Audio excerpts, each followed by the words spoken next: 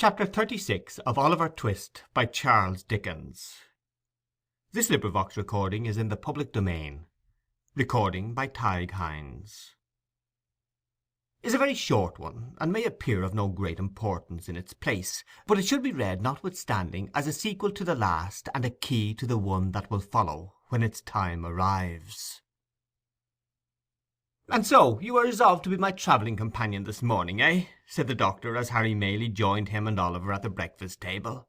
"Why, you are not in the same mind or intention 2 half-hours together." "You will tell me a different tale one of these days," said Harry, colouring without any perceptible reason. "I hope I may have good cause to do so," replied Mr. Losberne, "though I confess I don't think I shall. But yesterday morning you had made up your mind in a great hurry to stay here, and to accompany your mother like a dutiful son to the seaside. Before noon you announced that you were going to do me the honour of accompanying me as far as I go on your road to London, and at night you urged me with great mystery to start before the ladies are stirring. The consequence of which is that young Oliver here is pinned down to his breakfast when he ought to be ranging the meadows after botanical phenomena of all kinds. Too bad, isn't it, Oliver?" "I should have been very sorry not to have been at home when you and Mr. Maylie went away, sir," rejoined Oliver. "That's a fine fellow," said the doctor. "You shall come and see me when you return.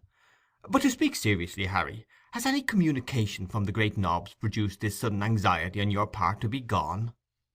"The Great Knobs," replied Harry, "under which designation I presume you include my most stately uncle, have not communicated with me at all since they have been here. Nor at this time of year is it likely that anything would occur to render necessary my immediate attendance among them." "Well," said the doctor, "you are a queer fellow. But of course they will get you into Parliament at the election before Christmas, and these sudden shiftings and changes are no bad preparation for political life. There's something in that. Good training is always desirable, whether the race be for place, cup, or sweepstakes."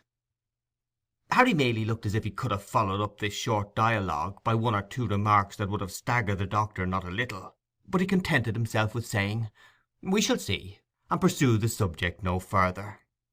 The post-chaise drove up to the door shortly afterwards, and Giles coming in for the luggage, the good doctor bustled out to see it packed.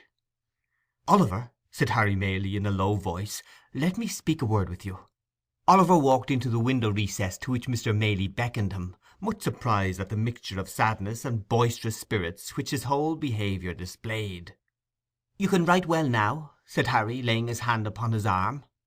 "I hope so, sir," replied Oliver. "I shall not be at home again, perhaps, for some time.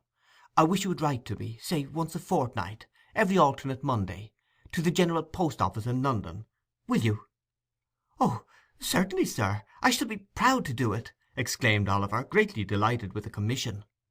"I should like to know how my mother and Miss Maylie are," said the young man, "and you can fill up a sheet by telling me what walks you take, and what you talk about, and whether they, I mean, seem happy and quite well. You understand me?" "Oh, quite, sir, quite," replied Oliver. "I would rather you did not mention it to them," said Harry, hurrying over his words, "because it might make my mother anxious to write to me oftener, and it is a trouble and worry to her.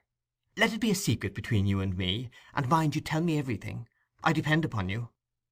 Oliver, quite elated and honoured by a sense of his importance, faithfully promised to be secret and explicit in his communications.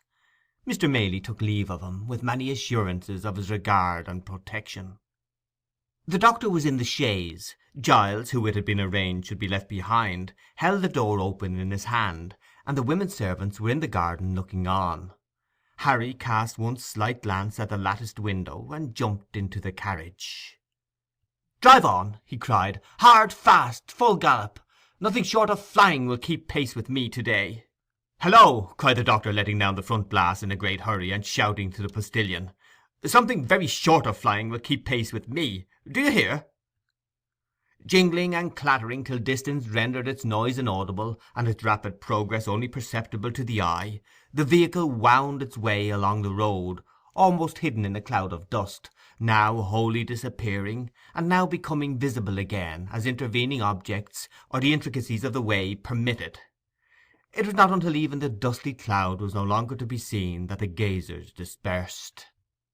and there was one looker-on who remained with eyes fixed upon the spot where the carriage had disappeared long after it was many miles away, for behind the white curtain which had shrouded her from view when Harry raised his eyes towards the window sat Rose herself.